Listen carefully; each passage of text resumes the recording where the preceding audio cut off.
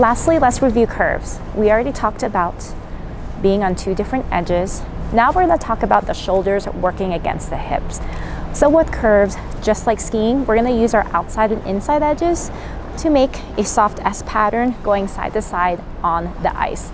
Our shoulders are working against our hips, meaning if my toes are turning to the left, my shoulders will press to the left, and I'm going to feel an imaginary pressure against my hips. Now, as I turn directions and switch edges, as I rise, I'm going to turn my shoulders against my hips. So hips are here, shoulders are turned, and I'm going to rise up.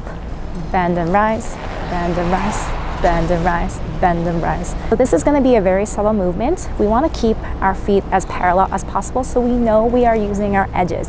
So imagine a rubber band keeping your skates together so your feet are under your hips and you're using your edges. It's tempting to want to add a little push in between, but then we're not using our edges. So this is going to build our edge strength.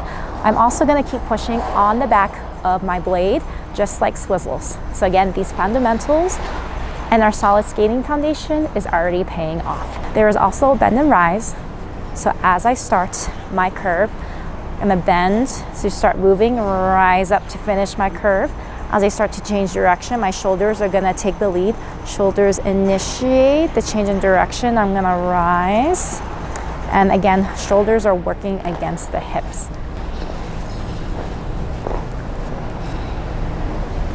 Push, push, push, push, push. The goal for these is to generate speed. So while these are new, you can start with a couple pushes and try to gain your own momentum, but eventually you're going to build up your own momentum with these edges. Keep your core strong. You're gonna feel like your obliques, the side abs here working, and shoulders against the hips.